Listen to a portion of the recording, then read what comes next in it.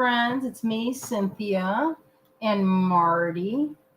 Today I am flying mostly solo, except for my boy here. Azalea and the fam are driving to Ohio, so it's all me today. And Azalea set up the stream for me, but she made a video so I can do it myself on Sunday. They are going to be gone until Sunday evening. They'll be rolling in Sunday or Monday morning. I'm not sure. But the fam is going to visit family in Ohio, in Cincinnati. They're going to visit Sam. Isn't that fun? Hello, Morphing Designs. Hello, Pat. Hello, my friends.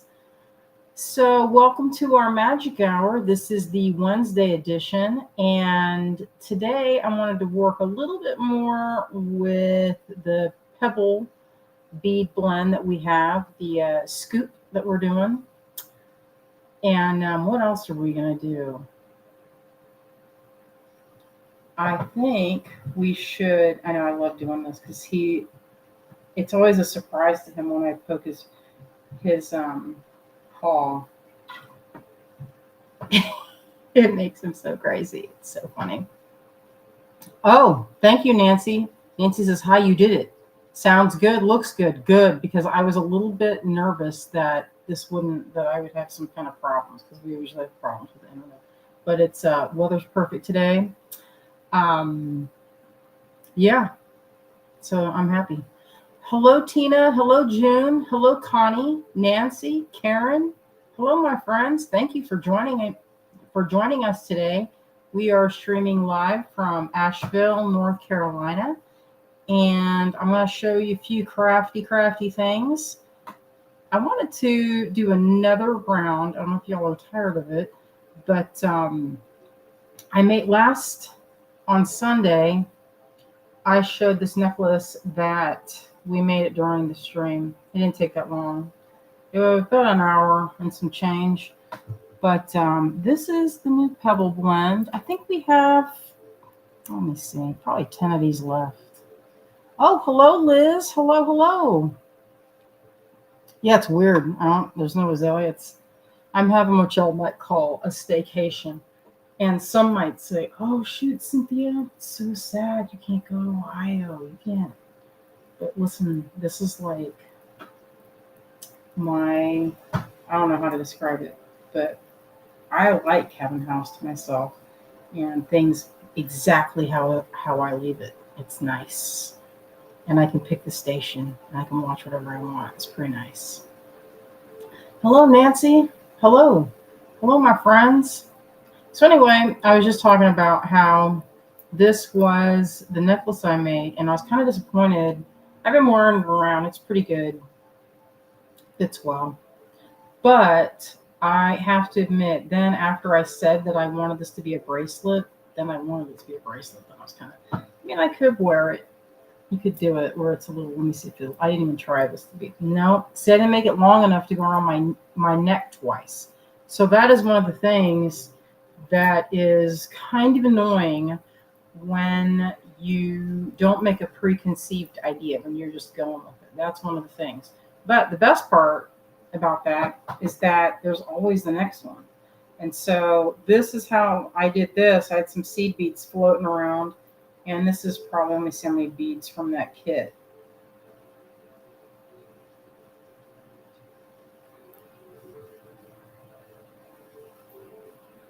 About 20 beads, 22 beads on this, so pretty easy. I thought about doing a wire wrapped version with chain, but I still kind of want to pursue.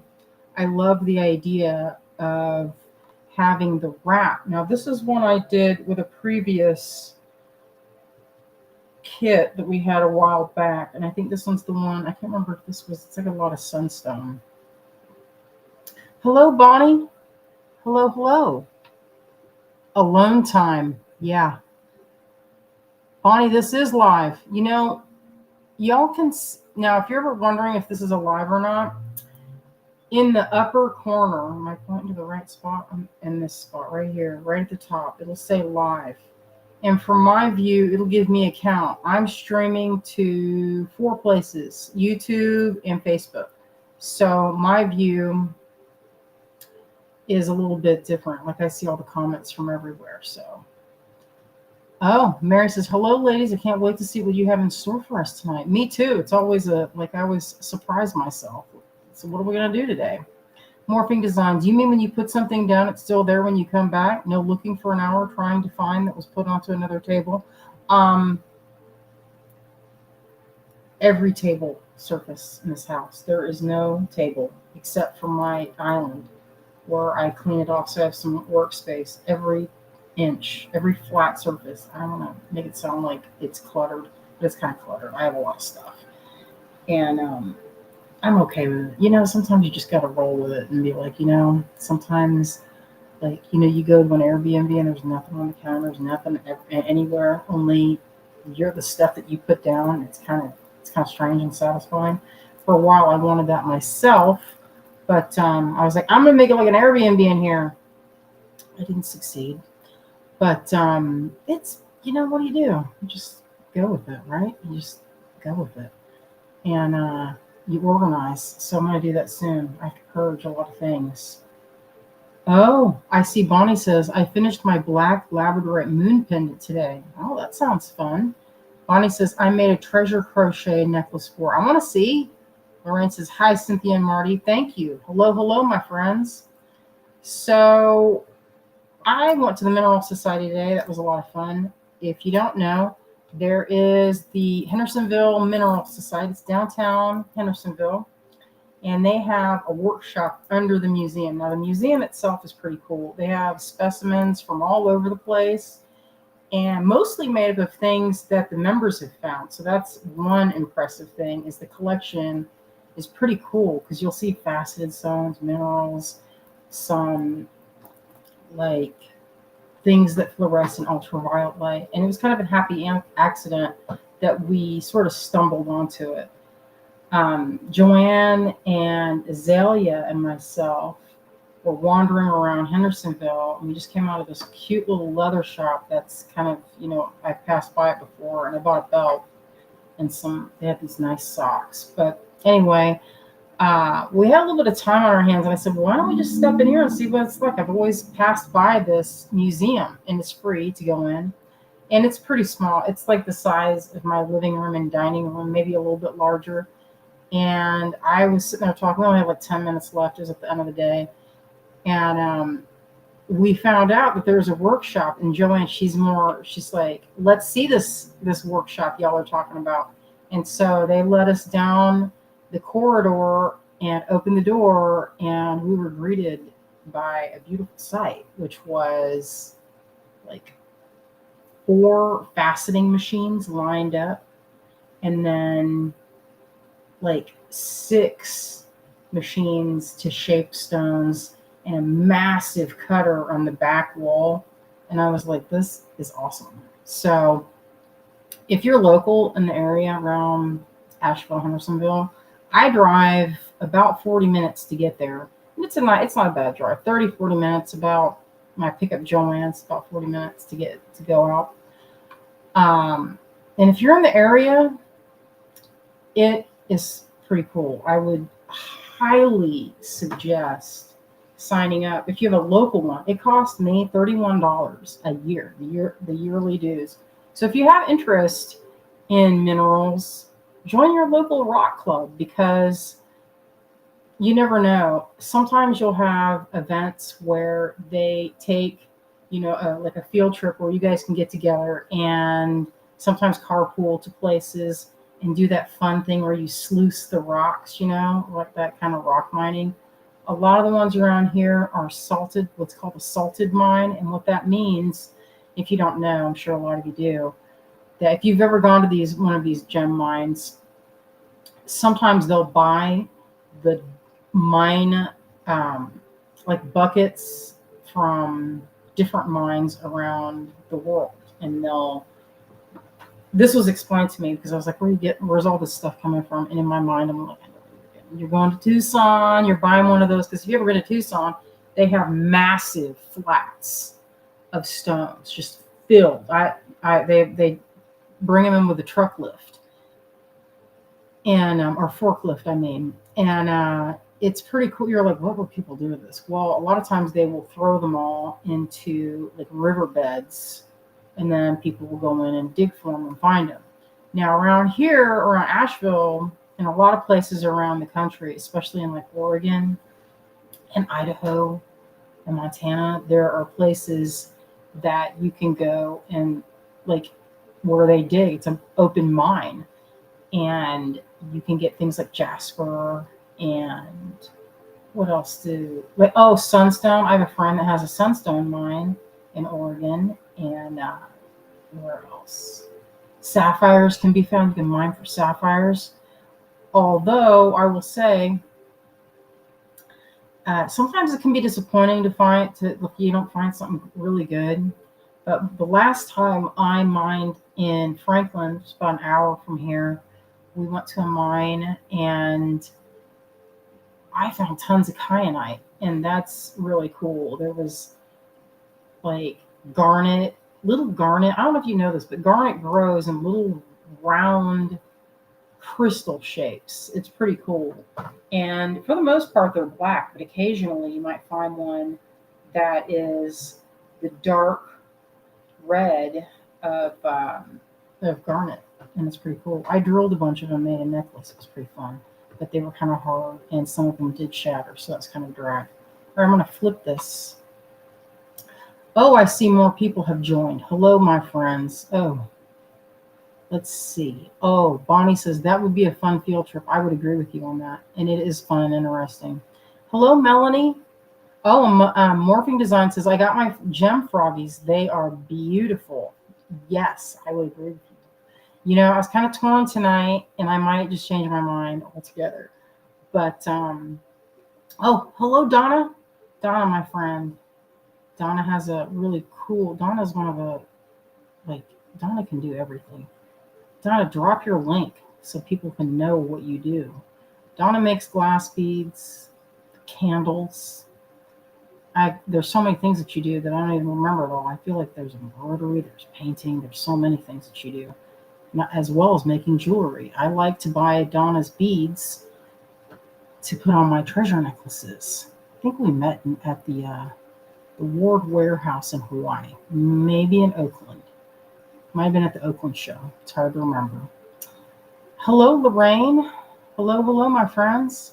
Lorraine says, I'd love to do that. Me too. I would love it. And it's fun. So we went at one that's in Hendersonville called Elijah Mountain. And that was fun. That's like where you buy a bucket of dirt. It's like $17 for like, and one of those old school 80s ice cream tubs that, you know, had like the really cheapo ice cream. It was like this big. And you could get bigger buckets. And it was fun. I found like they had common opal. What I liked about it is they had things that you could actually find, like green common opal, and I didn't know this. I thought that some of that stuff was serpentine that I was looking at for all these years. Turns out it was green opal. Morphing Design says, I got a lab and an adventuring. So did you get the black lab? Because they're waiting on me to do the labradorite. So that I might actually do it depending on what we decide here. So I'm going to flip this camera up. So bear with me for a second. Donna says, primadonnadesigns.com, rebuilding the site, but you can find me here on Facebook. I post a lot. Yes, you do. Well, I wouldn't say a lot. Like more than I do. And people would say, hey, you need to do more. All right, so I only have the one phone. And so I'm going to have y'all bear with me for a moment. I'm going to switch this camera to, let me see, I want wide.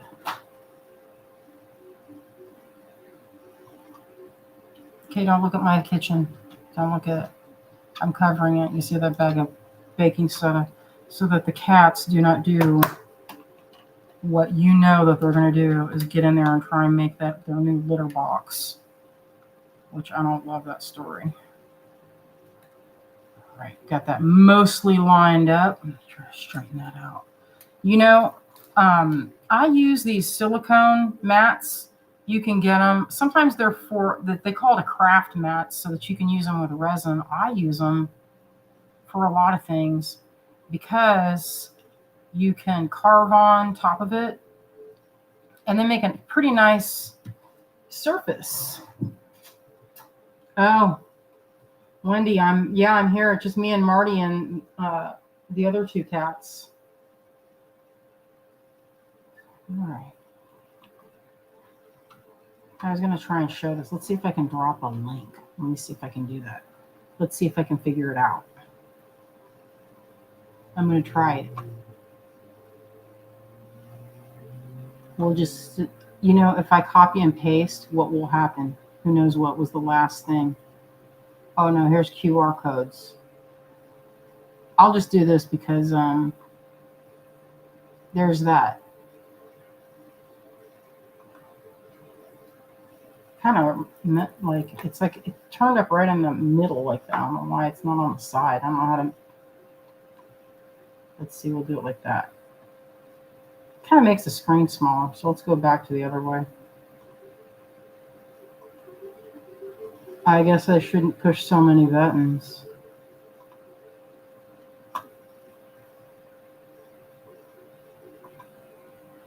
All right. Let me get it in right position. All right, so I made this. Where's the kit? So this is what's left, and I made this. And I made this one as a layering piece. And in hindsight, I kind of was thinking, hey, wouldn't it have been nice if I'd made it longer? Because I like the texture of it. It has a good texture, and I didn't make it too, what's the word, too tight. Some of the beads in there. So there's aqua. This is a jasper. This is one of the stones I cut. I cut some of this. Let me see if I can find it. I didn't bring all of it out. I'll show some of that.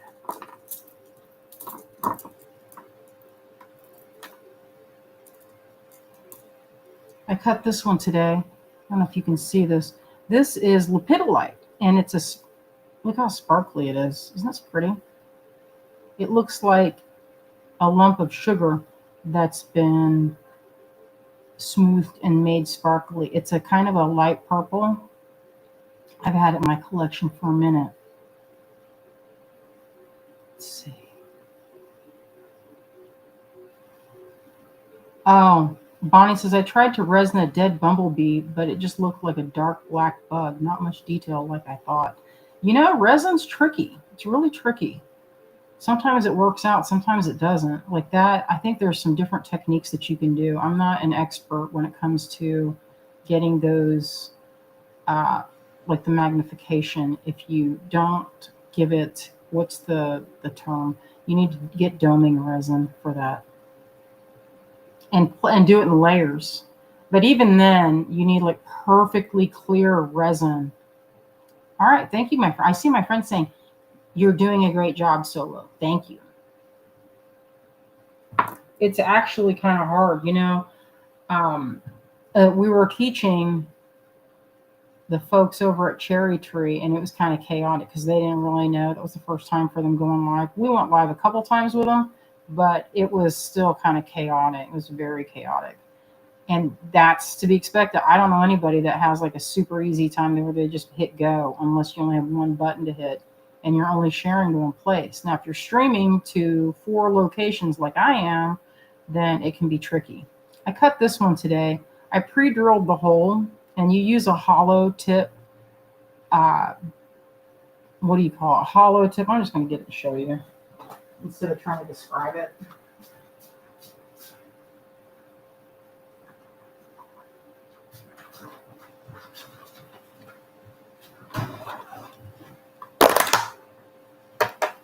Reuse. I just use takeout containers that are used until they don't work anymore.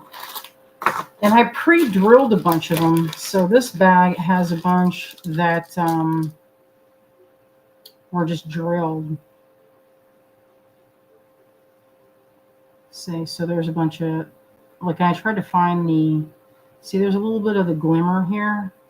So I tried drilling where there's like some shine. And I did most of these. It took me forever to do these, by the way. So sometimes stone grinding can be a little bit on the tedious side, but it's super fun. So, I made a friend today at the Mineral Society, a gal named Karen, and she gave me this piece of jasper. Isn't this really beautiful? This is called, she said it, and I can't think the name of it, but it made me think of tide pools. It's a type of rare jasper, and it's apparently really hard. So she gave me this really pretty piece. She gave me another one too. Here it is. And this one has a little bit of pink. It's a type of, they call it like a picture jasper or Picasso jasper. And this is all rough, or what they call host rock, or another one is where they call that they call it host rock because the good stuff that you want, it runs in a vein. And what you have here is all this kind of a softer, it's kind of like, I don't know if you can see that, but it kind of just scrapes out. It's not real, I don't know what it is. It feels kind of chalky. And a lot of times the stones will grow in a kind of in a horizontal vein. And that's where you get these like passages of different color. This one already has a lot of that rock come off of it already. Now, you'll see this if you buy a rough opal specimen to cut. A lot of it will have this, and you kind of have to factor that in when you get it, because this you got to cut all that out because it's considered undesirable. Oh, Bonnie says they ship my moon face really fast. First time using cherry tree went well. Good. Those gals are really nice. They are really nice people, super sweet. And actually, right now, Jen is traveling through China on her own. Oh, here we go. This is some of that jasper I was talking about. So it comes in different colors. If you see, like sometimes it looks dyed, but this is the natural. It comes like this. And this is found, it's called common green opal. And apparently it comes from all, like you can find it. It's not like usually in the usual places, like I just mentioned earlier with jaspers being found in Montana and Idaho. Opal is also found there, but it's kind of brittle and hard to work with, or so I'm told. This one has like a little bit of blush pink, and that's where I'm going to drill it and see where I have the drilling. So I wanted to highlight. And what I'm planning on doing with these is, I make those treasure necklaces. Y'all know what I make. Let me see if I have one handy. I'm sure I do. There's always jewelry on the table. Oh, here's one of these lovely bags that my friend Joanne makes.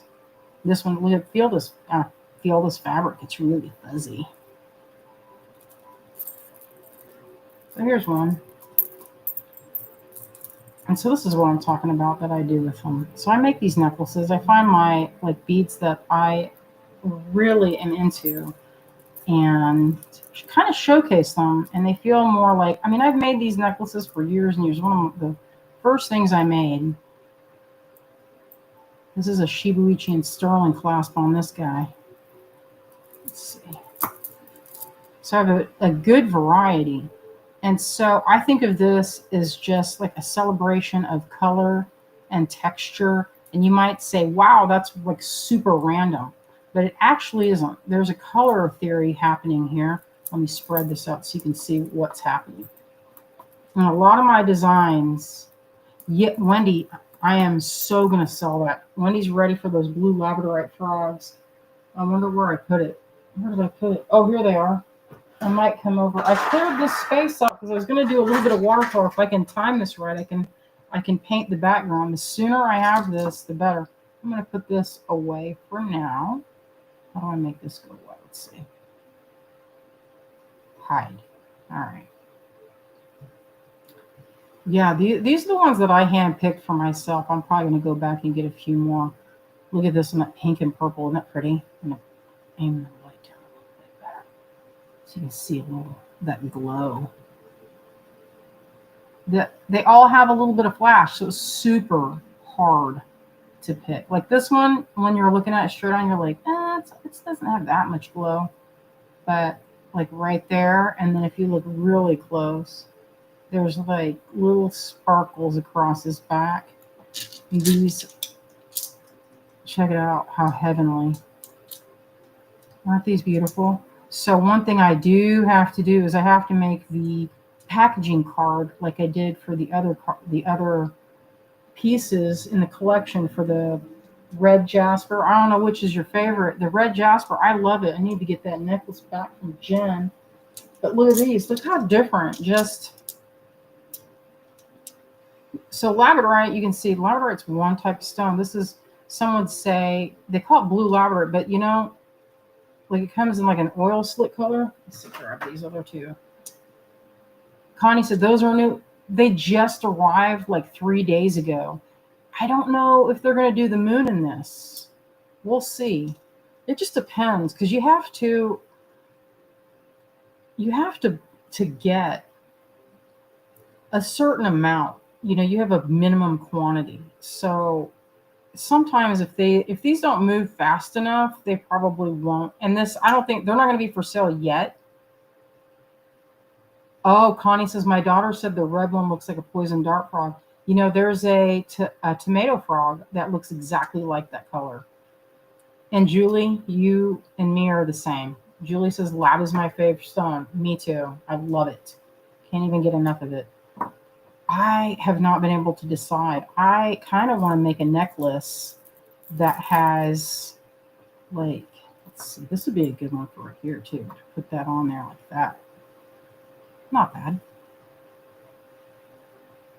Actually, this green jasper would have been a good choice. But you know what? Sometimes you're limited to what stones are available in bulk. So to make 100 of these, you will need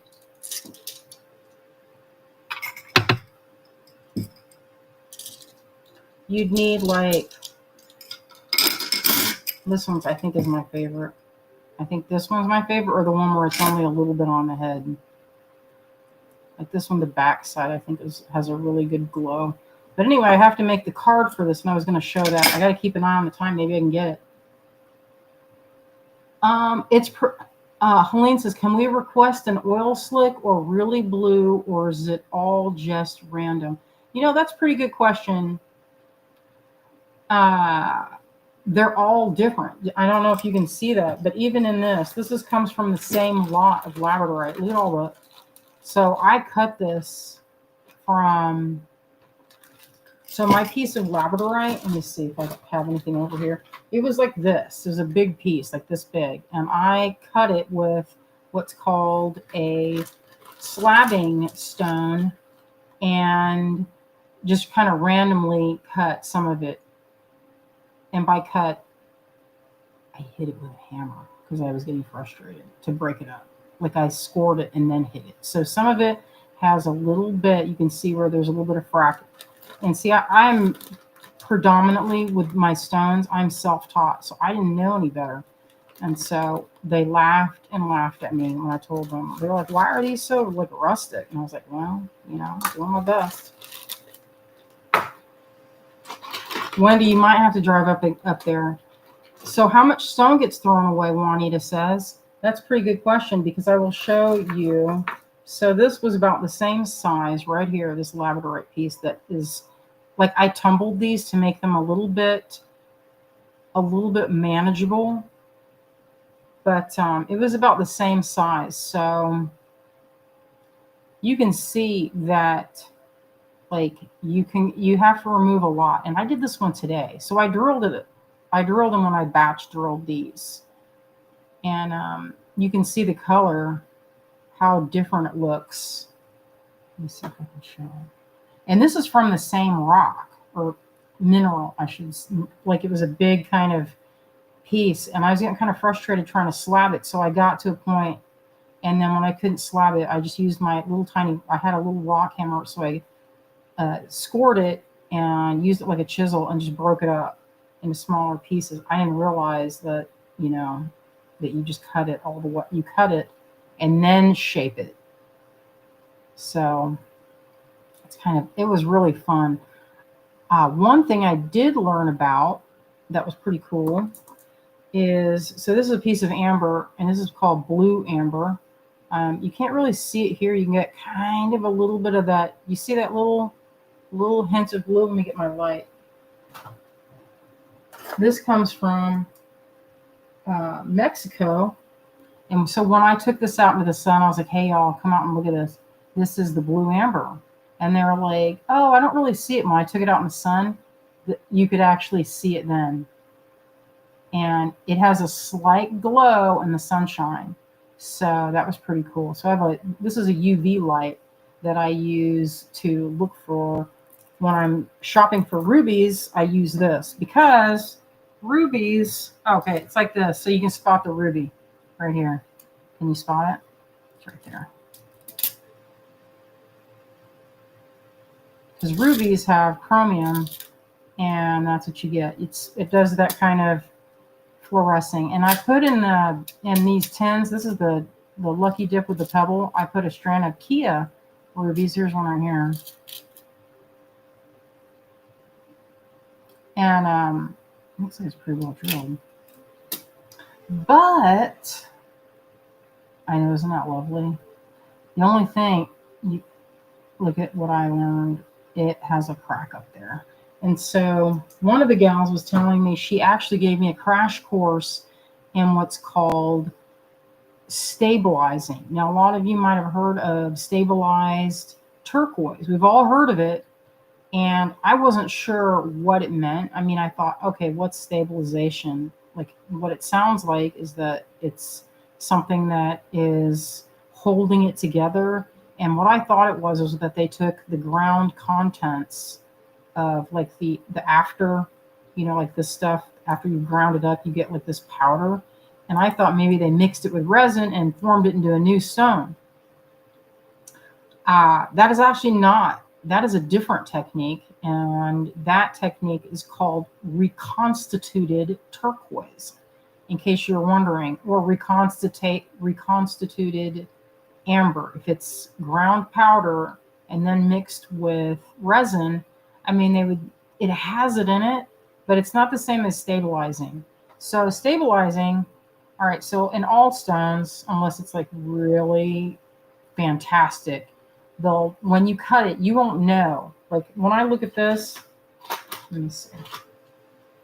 When I look at this stone here, I can't see what's in the middle. I don't know if there's a crack or what.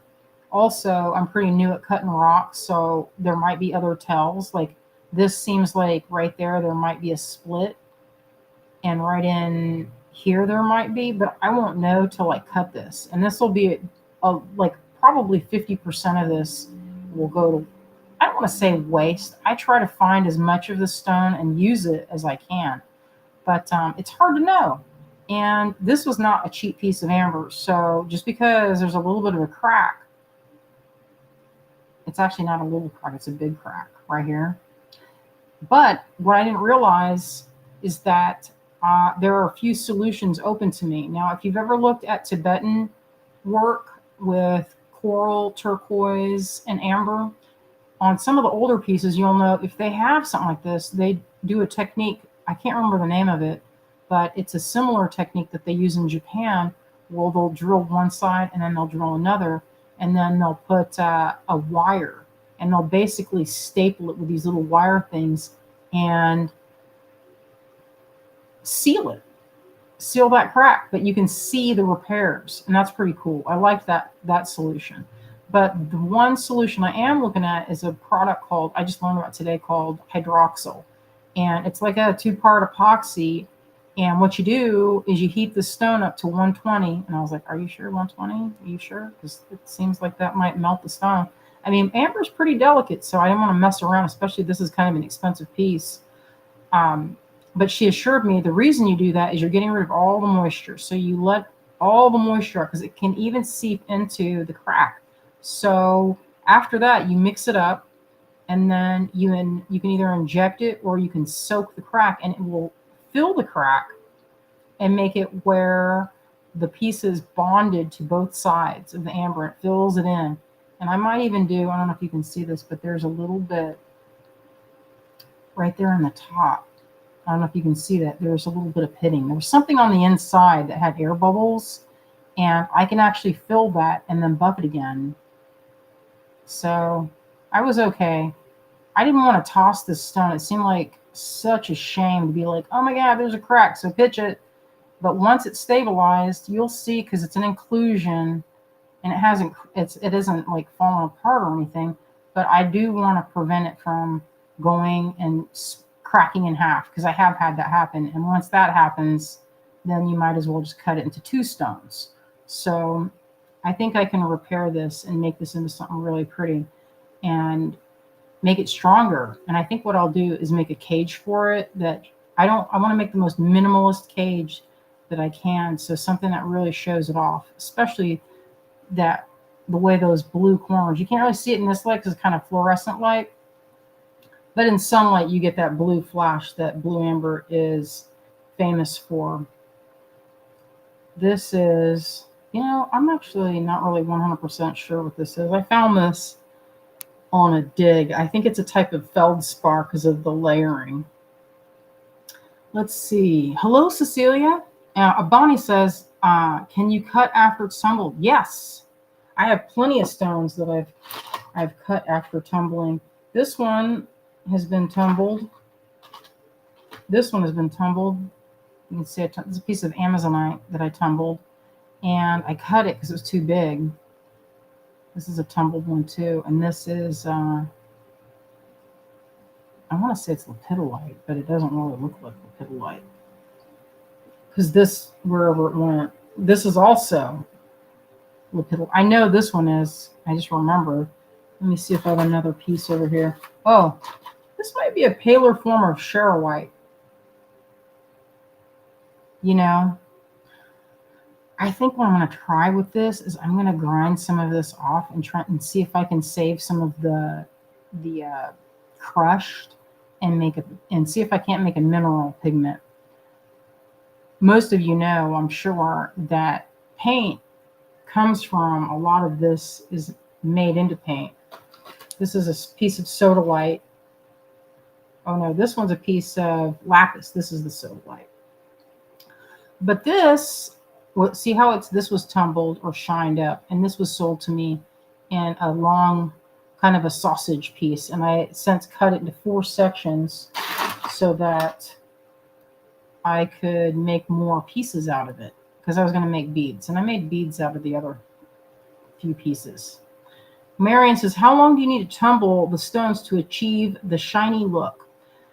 Well, it depends on what the stone is and if it's from like this is really, really rough. It would take a while to get this smooth. Now, if you already kind of polished it a little bit and round off all the corners, it wouldn't take that long, maybe 3 or 4 days. But from this state, it would take maybe 2 weeks. It's hard to say. It just depends on how soft the rock is and what you're using as the grinding or the tumbling material. Doing these here took, like, to get this to a shiny point, I started at the 100 grit station, and it's a big wheel that it's like a diamond, and you just stand there and shape it, and this water drips down on it, so it keeps the stone cool.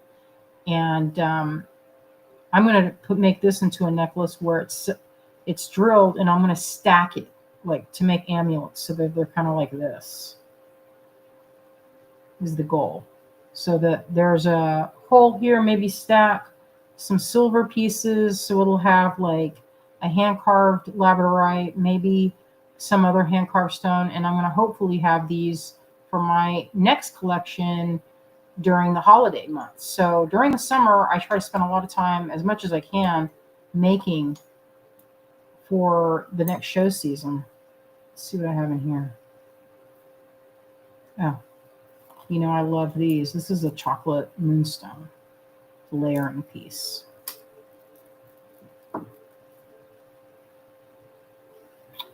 Wendy says, I think I was 5 and asked for a rock tumbler for my birthday. Never got one. I saw a rock tumbler from Harbor Freight that was like a vibratory tumbler, and it was like this big. I don't know how well it worked, and people were using them. I did not know this was a thing. but apparently some people put like shells that you put in a gun and you can tumble them for some reason. I guess to clean them or make them shiny. I don't know why. But anyway, Harbor Freight has that. And I was thinking about getting it for metal shot and putting it as an extra tumbler. But I don't need an extra tumbler for that. Actually, I don't need a tumbler. You know what? I'm going to cut this one next. Check out this. This is a piece of agate. And it's funny, when I was cutting the agate the other day,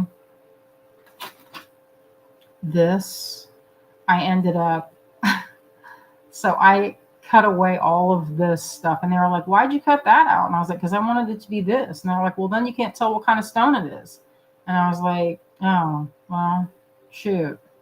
So anyway, I guess that's an identifier of what the stone is. I didn't really care. But this is the same stone that is in this. You can see it's a type of agate. I love it. It's one of my favorites. It's exactly the color of coconut jelly.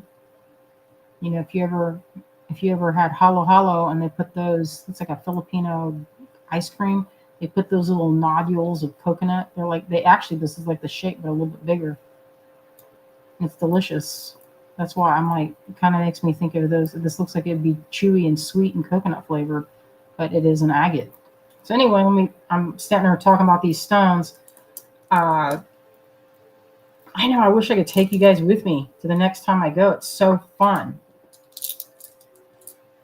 Put these aside so I can keep them separate and I can look at my work. You ever do that where you check out your yield? I carved some of them, but I didn't take them to the full finish. This one is not full finish because you can see there's like these areas where they're like, I tried to remove them, but there's only so much you can do because it's slightly indented right there, or a lower recessed area. You can't get that. You have to get in there with a Fordham. And Connie, you want to go next time? Wednesday afternoon. Maybe you can come up to my house and then we'll take the bus. And the bus is my RAV. And I'll drive us. We'll have to pick up Joanne.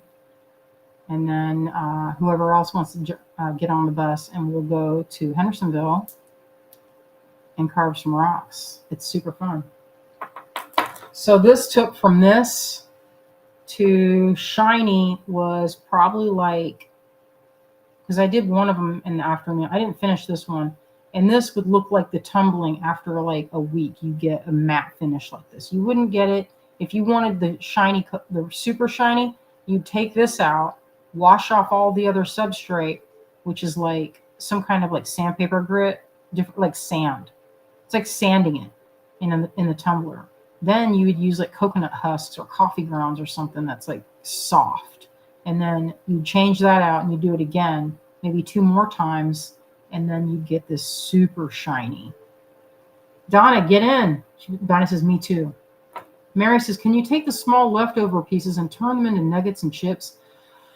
If you had a lot of patience, because this isn't easy. I mean, it's kind of easy, but trying to get like holding on, remember, you got to hold on. Like, I don't know what kind of tools they use in other places, but it is not easy to hold on. This was pretty small today. I found this hard to hang on to. Found that really difficult to hold on to under the machine. I saw a comment earlier that I forgot to get back to that is interesting. Helene says, most stabilization is okay, in my opinion, when necessary for particular minerals or whatever. It keeps the stone beautiful like it is at that moment. Otherwise, they age and can crumble. Yeah, I argued with a friend of mine about this. I insisted that this piece of turquoise, I didn't want to do the stabilizing, and I was just going to cut it. And this was a while ago. And I didn't know how to stabilize. So I was like, we don't need to do that. And guess what? The thing is in like 4 pieces. And my friend was like, well, if you stabilize it, you'd have that nice big one piece and you'd only have like the slightest, because sometimes you'll get an inclusion like right there. That's a natural inclusion. It's the way the stone is formed. And if you were to put the hydroxyl. That's that stabilization chemical. It's kind of like an epoxy, and it will fill that, and you won't even see it. Let me see if I have a sprayer. This my friend makes this Appalachian Sacred Smoke. It's my friend Mary Ellen makes this, and I spray myself like 50 times a day. It smells awesome. Vetiver and cedar and cypress. It's so good. So this is what this looks like here. Let's see the other one. There's that color. That's 100% natural. Isn't that crazy? It's like a summer sky. And then this one is, labradorite. This had a real peachy color. All right, so let's see what we're gonna do here. I think what I'm gonna do, since I noticed the time, I can listen, y'all. I can talk and talk and talk without Azalea giving me the eye and being like, "Are you gonna do any kind of tutorial, or are you gonna just sit there and talk?" So what I'm gonna do is I'm gonna show you right now how I'm gonna do this here. We'll do this. I thought maybe we'd do more on this, but I'll show that. I mean, it's basically the same thing. So will it take the same amount of time? We don't need to see me stringing these beads again.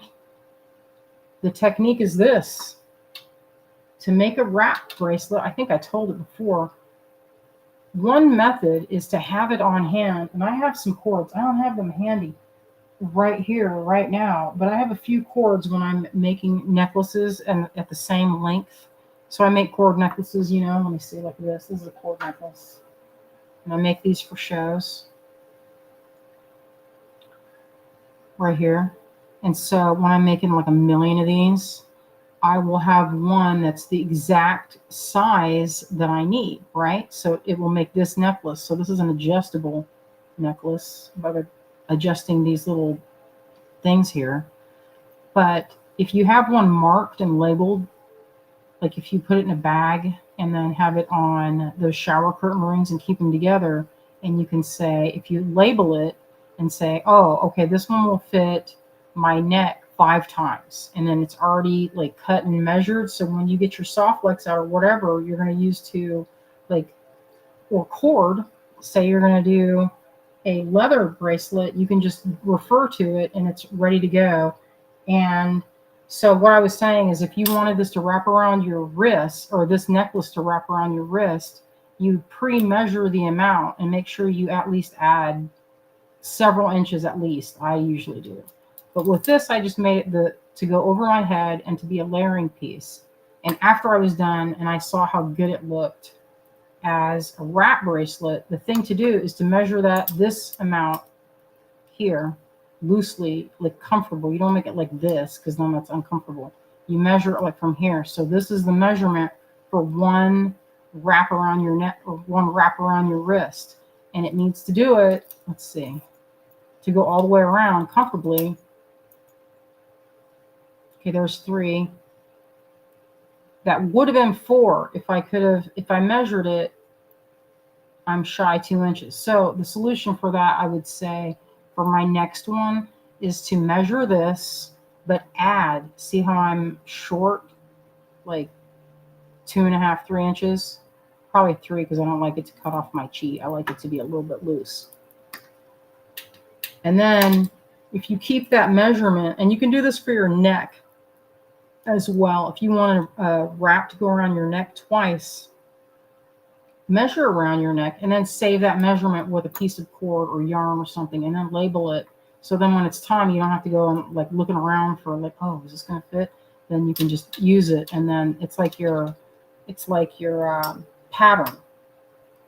And you wouldn't think you'd need that, and ultimately you kind of don't. You just need a measuring tape handy, because you could then measure the amount and then multiply that by however many times you want it to wrap.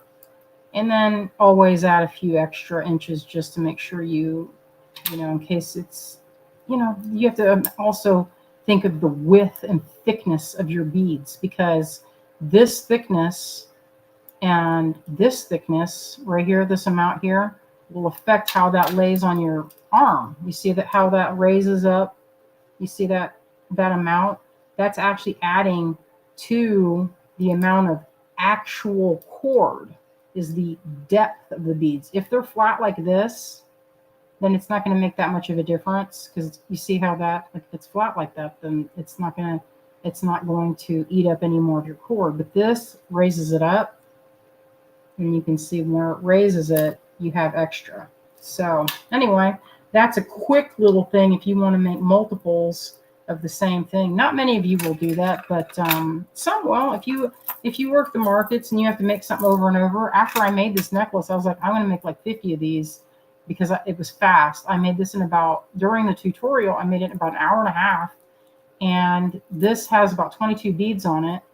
And at this price here, this is, let me see, what was this? I think it was like 45. And so let's see how many is left in there.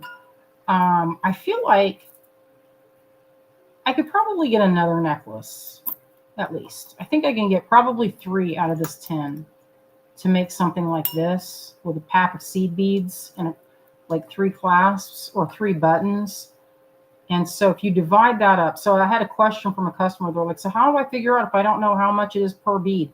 What you do is you take the total amount that you paid for the blend, which in this case is $45, divide that by 3, and then that's your amount, or however many. So you get, I don't know how many, if you're making earrings, you just divide that amount, and that will give you your cost on the beads.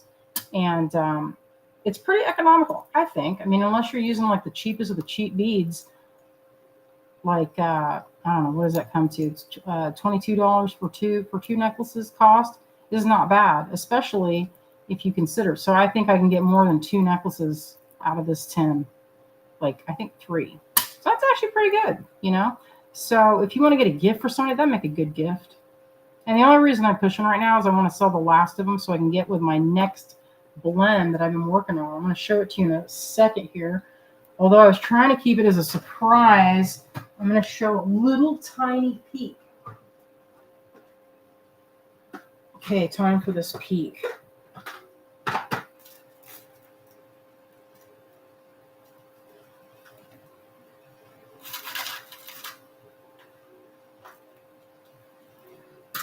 Here it is. Let's see this peek. So I'm working on like the gemmiest bead blend of your life. So this is a Mala kit. Let's see. This is, I don't know if you can see this, but this is, I don't know what's up with this gem grade lepidolite being so hard to find. It's so flipping expensive. But anyway, look at this. Sapphires and rubies. What? And check out this. The majority of what's in here right now, that is morganite and green gem lepidolite. I went kind of hog wild on this. I'm not going to lie. It's a little bit crazy. And then look at this one. Check out this cheddar right here. Does anyone know what this stone is? Anybody know what this is? You believe that talk right there? Oh, and look at this. Check this business out. What? I know. It's almost too much. But my favorite thing, y'all know how I feel about this. Look at that story. And then let's just take a gander. Close, Karen. Karen said angelite. That's not the stone. But you're close. You're in a family that sits closely to that. This is another type of. This is a yellow. I think this one. Check this one out. Isn't that really crazy? It's so weird, and that's natural. That's not dyed. That's how it comes out of the ground. Wendy knew. Wendy knows what this is. Wendy, you are correct. That is Larimar. So this one's not a cheap date. I got to figure out how to get the cost down on this one a little bit so it's not like insanity. But I might just make it where it's insanity, because there's a ton of what's called morganite. I don't know if you know morganite, but this is a bunch of different stuff. Oh, and one of my favorites. This is Lodolite quartz or green phantom. Check it out. It's like a little. This stuff is not a cheap date either. Sandy knew. Sandy knew that was Larimar. Bumblebee. No, it's not bumblebee jasper. It's not. It's another type of stone. Yeah, I had a good time putting this together. It's I could easily hoard this and make necklaces for the rest of my born days. This is aquamarine. That's right. This is tanzanite.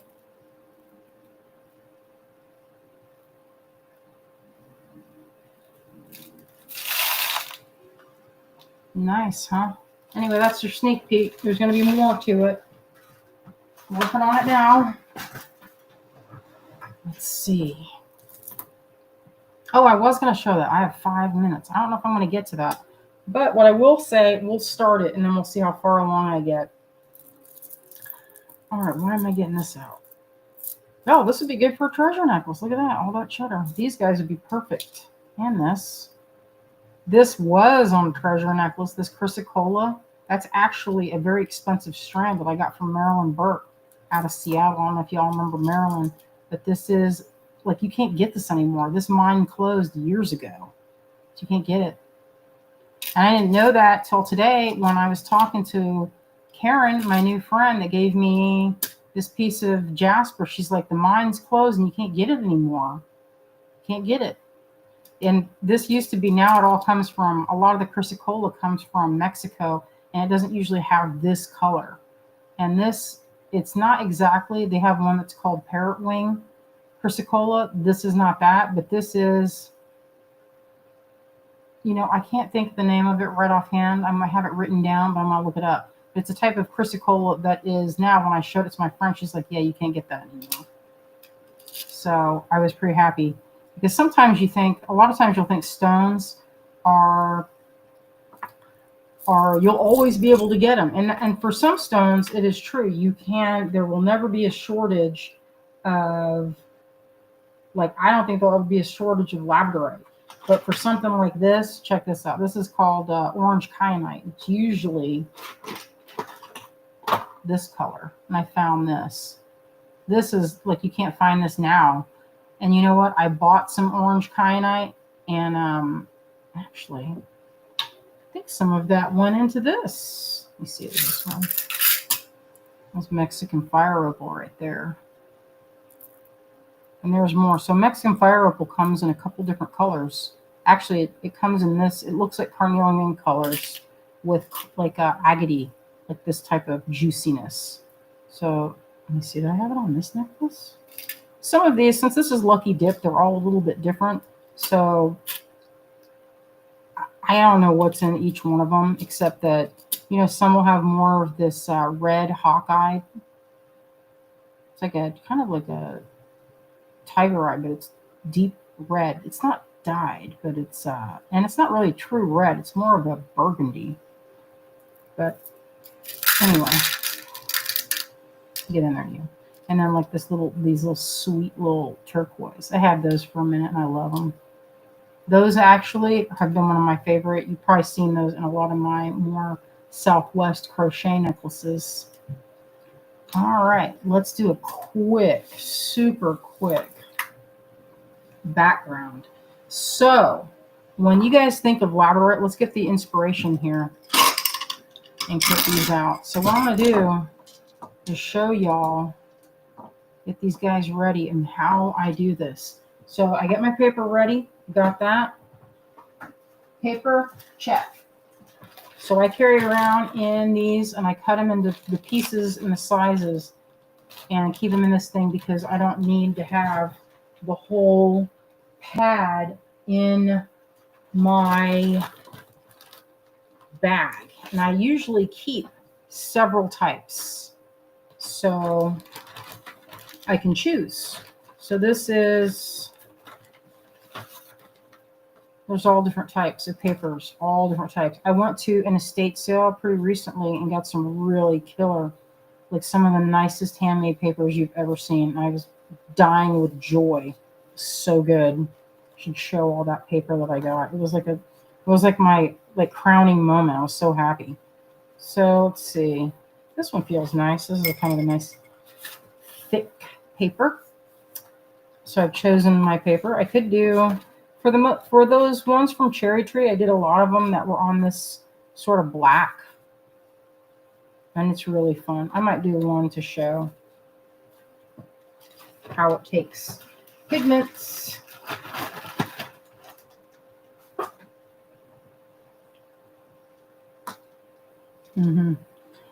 I wonder if I should just get some, hand pick a bunch, and then y'all can pick them. I wonder if that would be a thing that would be good. Although they would be cheaper from Cherry Tree, so that's the thing.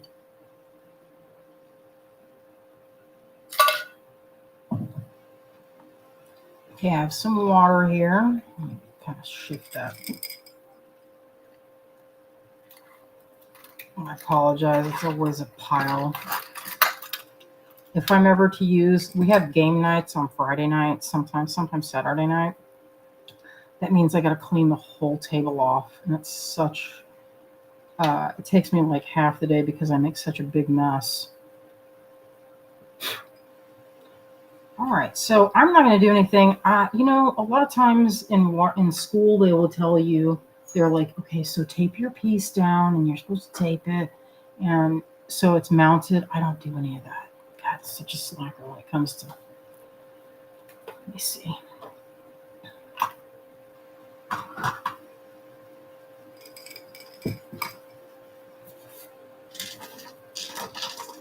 Which one? What was misspelled? The froggies.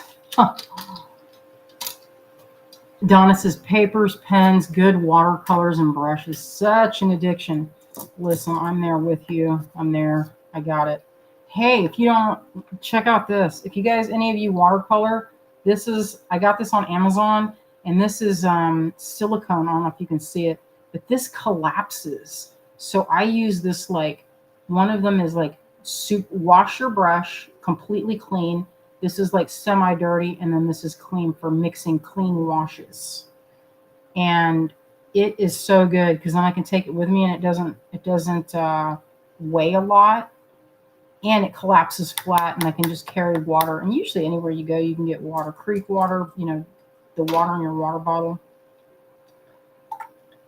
It's just deciding which one is going to be your clean water. All right, so when you're working with something, here's the palette of colors that I need to make this work with. So I think about the color wheel, and I want something that's going to stand out, right? White piece of paper is not doing it. So I'm going to make many iterations, probably 3 or 4 of these just tonight. And I'm going to make one now so we can see how this works. What would you say if you were to do this? Like, these are the parameters. It's got to be, I'm making it large, and it's going to be cut down. So the details will be shrunk down by like this much. They'll be tightened in. So I would say, just looking at this palette here, initially what I think would be a good thing for it to sit on, like these frogs, is like, you can, sometimes I'll take another piece of paper. Like, they kind of disappear on the black, right? How would it look? And I'll just grab things and say, how does it look? Just to give me a ballpark, you know? If you know anything about color theory, that gives you a jump. But here's the thing. Sometimes when you have a shifting color, and these are not all the same, right? You can see that in the same blend of stones, this is all the same stone. It's all labradorite, but there's many different facets. So what that means is your background packaging has to accommodate all these colors. Now, it's not predominantly just blue, or you don't want to say it's just gray, but there is blue hints. I would say blue and cool colors are where this looks like it's laying. So how does it look on a very saturated orange? Kind of still disappears a little bit. Not this one, though. This one, it seems like it likes this hot color. Let's see if there's anything else sitting around that will give me another basis of where to go. So I know already that colorway would look pretty good. And usually when I do this, I have a big stack of papers and things that I'm working with so that I can just quickly look. and make samples, and then I can be like, oh, which is going to look the best? Let's see this. So this is like a wood background that's warm. Now sometimes if you want something to pop, you can take something that's relatively on the cool spectrum and put on something warm, and you can get a nice little pop. Although I don't know that would bring that out, like that background.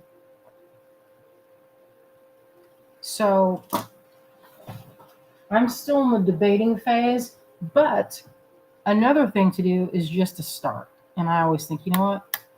I lived a long time with hoarding my supplies. And one thing I've learned from going to estate sales is that you can't take it with you. You can store it, and man, have I gotten some juicy art supplies from those that did what I usually do, which is hoard the good stuff and only use the cheap seats. Like this is like a Prismacolor brush. It's like $6, right? I have brushes that are like $50 a pop. And you know what those brushes are doing? They're pristine. They still have their little thing on the end. And I'm not using it because it's too good. So if that's the case, yeah, you want to just live your life. You already paid for it. Might as well use it. So that's my advice. Use the stuff that you buy, because otherwise it'll be for me later. Maybe it'll be for me. I don't know. So I just got this color called Opera Pink. Check it out. Isn't that crazy? I love it. I'm so in love with it. Now, in theory, I should take out what I've gotten. I've already done. I have them somewhere around the house. And look at what I have, so I'm not making something twice. But this is not going to be the final. This is just a test, right? So I'm going to use some of this water, and I'm going to move some of it around and see if I like it. Of course, I'm drawn to pinks. Can't help myself. Love them. And I'm just going to start spreading it around. And this is one way that I like to start. I just get in there and I do one of these. I don't have any idea, right? This is just the when I'm making packaging. Like you've seen, I've done several of these where I showed the packaging for my necklaces.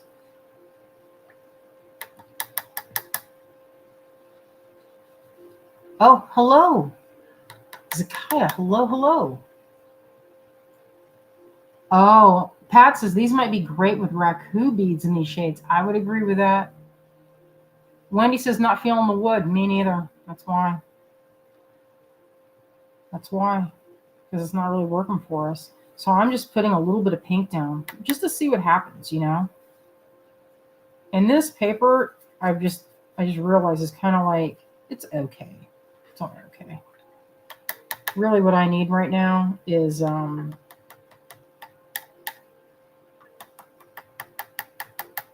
what do I need? Let's get some orange and see what happens. And so, oh, I know. I need my heat gun. Let's just see. You guys I know there's a lot of skepticism. I can feel it from here. You're just going to have to trust me. It seems weird. But what's happening, I don't know if you can see this, you get these little amounts of patterning that are kind of subtle. And watch what happens when I put more water. Now, these are just drops, right? So you can go in here. Now, if I have my heat gun, I think Azalea took it with her. I have another heat gun, but it's actually a paint stripper, and it gets really flipping hot. So what I do with these, I use these sheets. I have like a stack of like 50 of them, maybe even more. Photo backgrounds, perfect. In camo backgrounds, like the edges of these things here that you see on the edge, sometimes we'll use them. And in newsletters, these are so fun to make. If you're ever like, you don't know what to do and you're like, what's to do? Get a little watercolor set, even the cheap Crayola set, and a super cheap thing at Walmart, a watercolor paper. It doesn't have to be expensive. And make some of these and use them for your photo backgrounds because they're really pretty. So look how you get, I don't know, it actually looks good from where I'm sitting already. Now I want to go subtle. But here's the thing, if I don't like it, I don't have to use it. So it's not a big, and the paper's not like super expensive, so it's no loss. And you can cut them up later, weave them. It adds some salt to make one of the backgrounds. So I'll make several. All right. Now, right now, I'm going with things that are kind of warm and that have a little bit of an orangey pink, because I think that might look good. And it might need to be built up a little. Blow dryer, yeah. If you have a blow dryer, that's perfect. So what I'm going to do here, and this is another thing, is tilting your paper. You can get different little waves of color. Now I'm going for really subtle. I can keep doing this until I like it. And so this, I can leave it to dry and then come back and do it again. And then you'll get more patterning of color, right? So let me see if I can add up. Let's try adding some, what they call an ugly color. You've ever heard of that, where they're like, find something that doesn't really go with anything. They say this in quilting. Find something that doesn't really go with anything and then put that in there. And sometimes that ugly color can really knock it into shape. Well, that might be true, but what that really means is that they're just using a complementary color. And that's like where they're sitting across the table. If you look at the color wheel, like red and green, they sit across from each other. Orange and blue. And let me see, where's my favorite?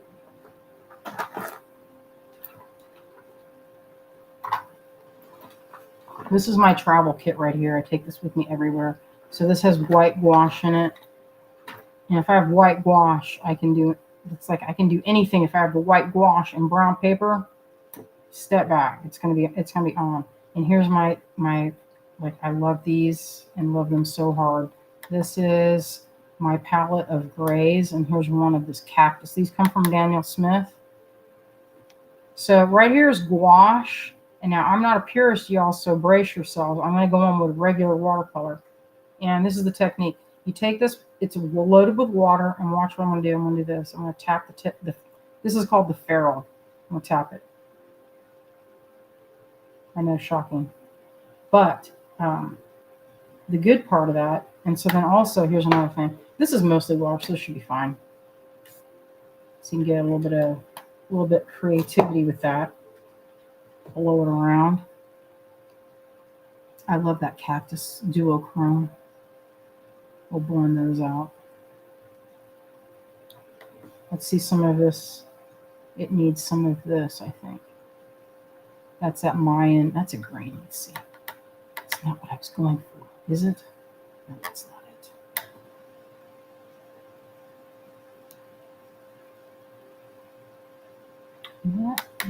So I was looking for shadow violet. Shadow violet. This is moon glow. It's a gray from Daniel Smith. I love it. It doesn't look like much.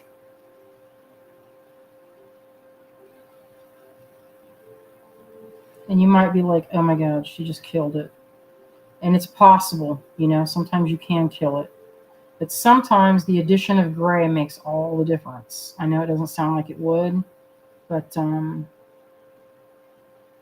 it can make for some really beautiful, spontaneous color combinations that you would be really surprised. Now, when it's this light, it doesn't make for the best background. But if you're doing something where this has what's called granulation in the pigments, you can see them right there. They're starting to granulate, which means they're kind of dispersing in the water and you're getting all this delightful color. This makes really good background. Like this one's kind of faded out. It's not really that, I didn't really do enough, I think, but I'll keep adding to it until I'm happy with it. And then one of the things I'll do is bring out some of the colors after it's dry. You can use gouache, you can use inks, and this is just so fun. I know it might seem like I'm making a mess, especially after I did that last little bit, but I've made many like little camo spreads. That's the That's the streaming thing we're using. And sometimes it'll ask, oh, do you want to add a background or a banner? And I've watercolored many of them. I could do another side. This is about all I need. This is like an Instagram size right here. And so let's get some of that green. That might be pretty. Zakaya, you know what we're doing right now? We are making the background to the next round of frogs. This one might not be the one. You never know what's going to happen. Now, if I had the hairdryer over here, I could dry that into place really fast. If I like some kind of area that suits my eye. And one thing you can do too is compare. So right now it's still too light. Let's keep adding. I'm going to go grab that heat gun in a second. I'm grabbing some of these murky colors that I had over here.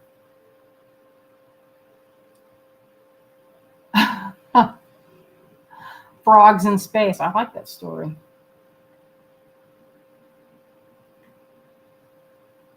And so what else is pretty cool is I'm using some of these murky tones that I painted here before. And gouache is basically opaque watercolors that have fillers in them, mostly titanium white, so that you can get, so some of them are kind of like it's going to give me this dark, murky sort of tone when you add the kind of grayed down tones. And I kind of love them.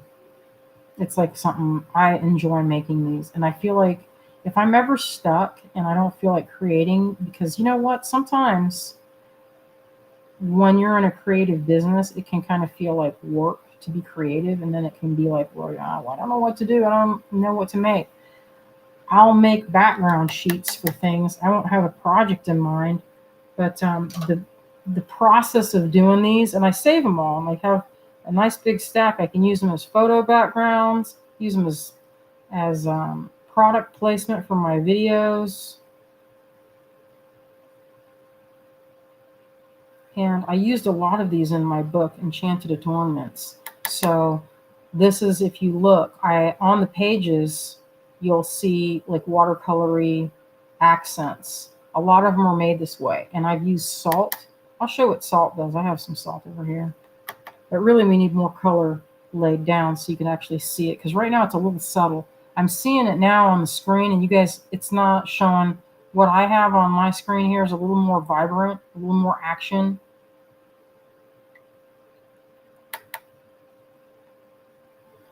It looks like a mess now, but, and I'm like, trust me, it'll be great. We'll see. We're going pink. We're going a little pink and gray. I don't know how this is going to look, but here's the thing. If it doesn't look good, I don't have to use it. But it is fun, I will say that.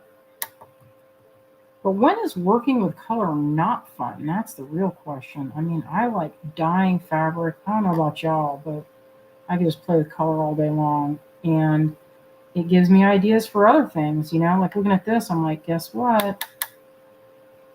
Oh, I need more of that. Oh, thank you, Zakaya. Zakaya says, those frogs are gloriously beautiful.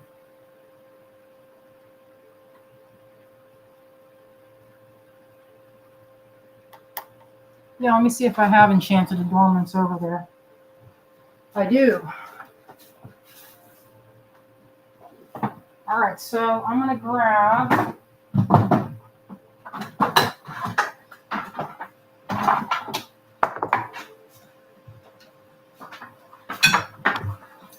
okay, so this is a heat gun. It's for stripping paint. It gets hot. Hot, hot, hot. So what I'm going to do is I'm going to plug this in.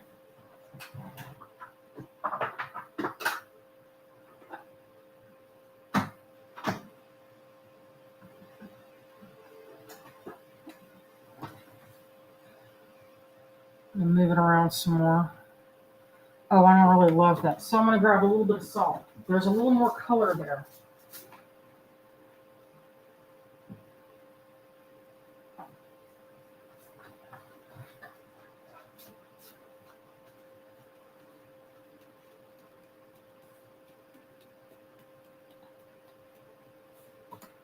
All right.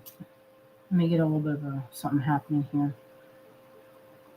Okay, so this is what happens when you add a little bit of salt. Here's some. Let's get up there close so we can see it.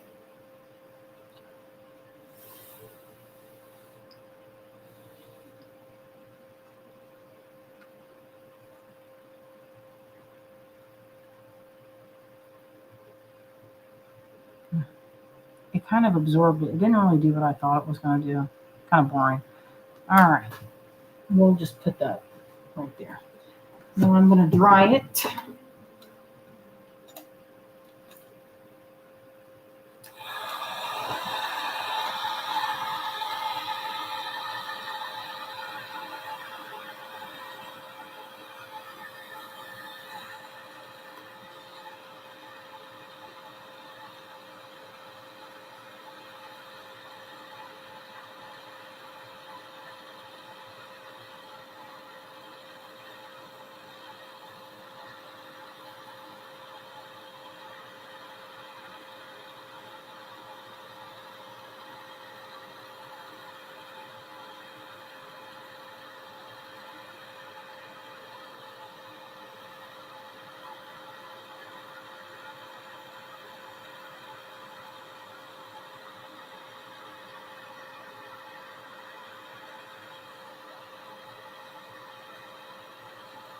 You got to keep this thing moving.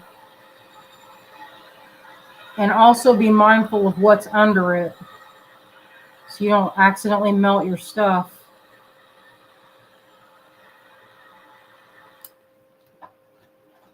All right. So here we have, check it out. All right. So this is more fabricy now. Yeah. Wendy says, looks like sunset clouds. Helene says, I'm surprised Azalea hasn't popped on just to see how things are going and say hi. She's probably walking around and having a good time with her cousin. So look how, get that salt off of there. You know, it didn't really do much. Sometimes you need a coarser grain, and you need to do it right at the beginning. Although you can kind of see a little bit of it happening right in there. But now let's see how this feels on there. How do we like that? Does it seem like it has a little bit better of a pop? So this is a good way for us to figure out what would be the perfect packaging. Now, when I look at this, I feel like I need to go in this direction right in here. And this is giving me a good place to start. So I can think, do I want to do flowers? Or do I want to do like a sunset like I saw Wendy say? There's a lot of opportunity to kind of figure it out and kind of play with it. Now, that's just the starting point. This is step one of this process. I could go in and do detailed shapes like this and make that little brush. Look at my other brushes.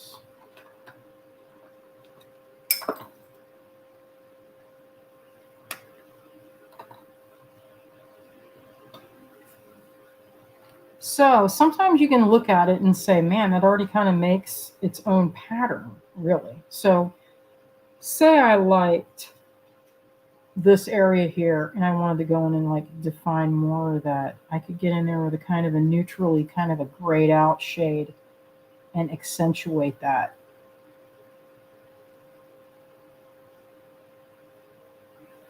And just kind of follow along, you know, or just kind of feel my way around.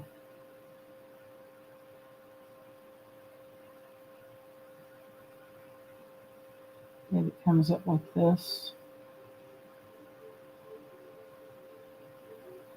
Not sure. Maybe I can go and pick up some greens and see what's happening over here and see, hey, do I like that story? There's no real rules. Ultimately, what I'm trying to do is just make something that's really pretty and that's eye-catching, but not too eye-catching where it kind of hides the beauty of the stone. So you don't want to do that. So whatever it is that I end up with, what I'll probably do is do some more research on the meaning of the stone and the the lore, and then use that lore as my background information that will inform what I put on this part. So let's take a look at this one on the dark. It seems like this is a little dark. So the value of this needs to be, I don't know, I think it should be a little bit darker. Don't you agree? Wouldn't you say? What do y'all think? See how it's better than the light, but not quite at the value we want it. And I can make a bunch of these. So I can make one in greens and blues. I can make a couple different colors. But here's how. This is my book, Enchanted Adornments. Check it out right at the top. You see all that? That was done the same way. And then here's more. I did a bunch of them. And then right in there. And so throughout the book, you can see I use right in here at that page. And then this is done when the watercolor is dry, go over top of it with a white pen. And that's how you get that look. And the same thing here. That's just done with dark, the opposite of what I just showed you. So it's pretty cool to get that and to use it. Yeah, and right here, you can see a little bit of that right in there. That's that granulation I was talking about.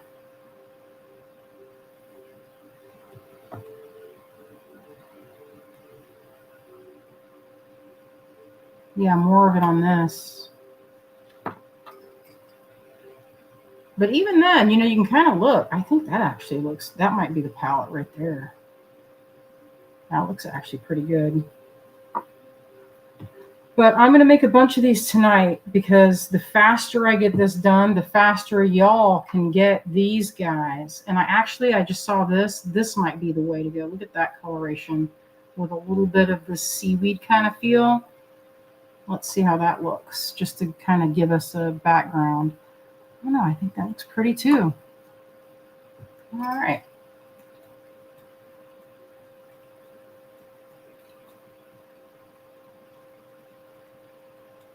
Really happy with this book. I wish they made books like they used to.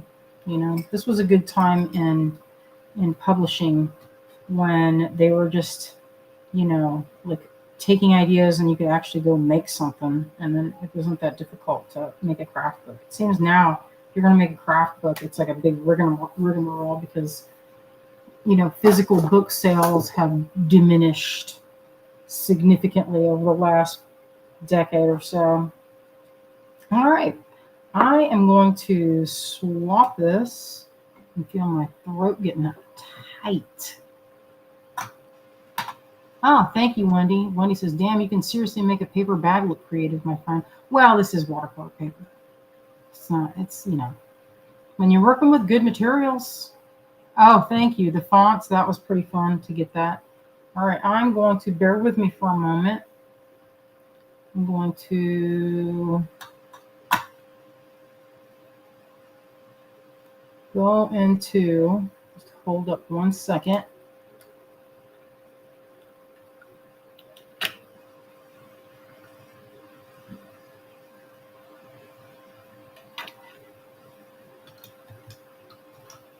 That wasn't too bad, was it? Not too horrendous.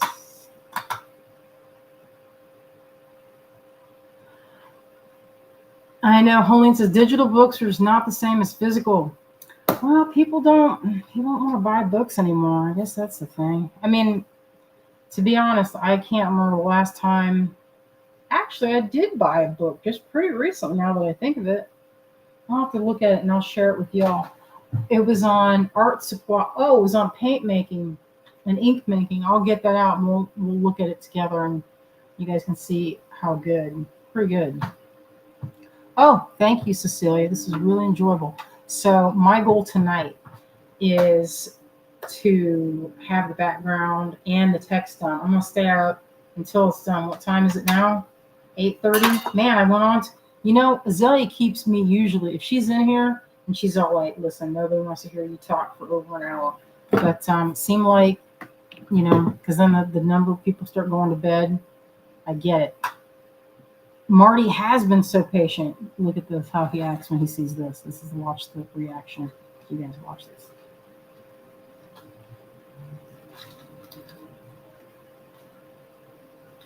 Look how he does. These are the cat chocolates. Look at this. I don't know have your cats tried these?